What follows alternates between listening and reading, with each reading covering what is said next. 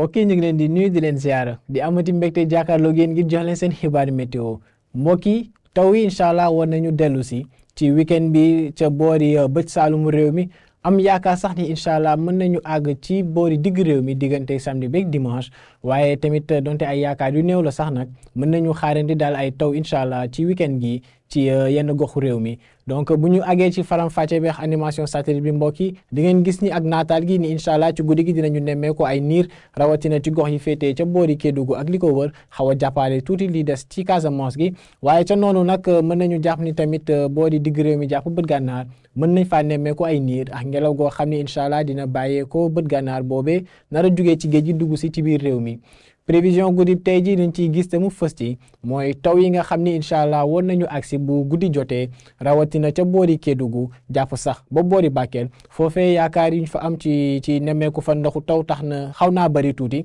waaye lii di Tambacounda ak Kolda jàpp nañ ni incha allah lii war a xew boori Kédougou dina waliyaan ba laal ñaari gox yooyee donte niir yooyu ñu ngi nar a jugee boori Guinée di yéeg nànk-nànk ba laal gox yooyu noonu ma leen limal léegi ca noonu dinañu gis ni nag boori bët gànnaar jàpp tuuti penk foofee tàngoor gi dinañ ko fa nemmeeku ci guddi gi ay température yoo xam ni daanaka dinañu àgg ci fanweeri degré ñaar fukki degré ak juróom-ñett la ñu yaakaar fële ca Podor ñaar fukki degré ak juróom-ñeent ca Matam di ngeen gis ni Bakel dina am incha allah fanweeri degré comme température minimale muy firndee ni incha allah taw yi ñu fa yaakaar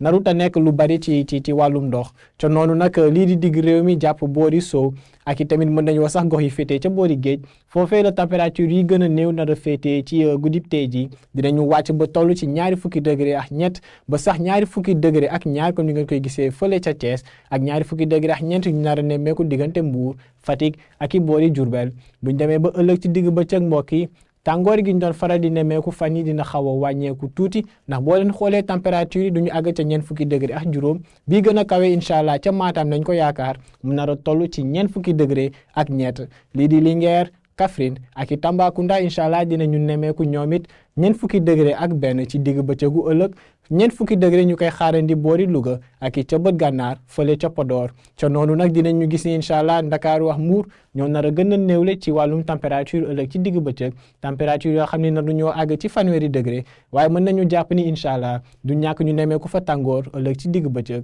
ca noonu nag di ngeen gis ni bu ngoon jotee jàpp guddi ay niir yu takku dinañ ko nemmeeku ci bët saalumu réew mi yëpp di ko dalee Kédougou ba boori Ziguinchor jaaree ko Sédhiou ak i Kolda ca noonu nag incha allah boori digg réew mi tamit Fatick Kaolack tamit dinañ fa nemmeeku ay taw yoo xam ni incha allah dinañu jugee ci li nga xam ne moo nar a xew ci bët Saalum bi nar a yéeg looloo nar a xew incha allah diggante Tambacounda ak i Bakel ca Kaffrine nag jàpp Diourbel asamaan su muuru lañ fa nar a nemmeeku ak ay yaakaar yu néew ni mën nañ faa nemmeeku taw incha allah bu ngoon jotee jàpp guddi donc mbokk yi boo leen xoolee lii incha allah moo nar a nekk lii war a xew ci weekend gi ñu jëm nii donc diggante guddib tey ji jàpp ëllëg ci fajar dinañu nemmeeku ay taw yoo xam ni ca boori Kédougou la ñuy jugee nar a yéeg tuuti ba laal boori Bakel ak Tamba waaye ëllëg incha allah ci ngoon jàpp guddi taw yi foofee lañ nar a gën a ëppee ca bët saalumu réew mi waaye am yaakaar ni incha allah yenn pàcc digg réew mi dinañ fa nemmeeku ay taw ba taw yooyu sax dinañu mën a muur asamaan si ca boori Diourbel te bu ñu deful nànk mën na àgg incha allah ca boori Mbour ca diggante guddib samedi jàpp dimanche donc lii moo neewoon li gën a fës ci li ngeen a bëggoon a baaxee ci bisub tey ji ci wàllum xibaar météo da ngeen di ñaan ngeen di wéy di topp xibaar yi dikkee ci ANACIM ci xarale yi ngeen di gis nii ñu leen di dig daje incha allah altine di leen ñaanal jàmm wasalaam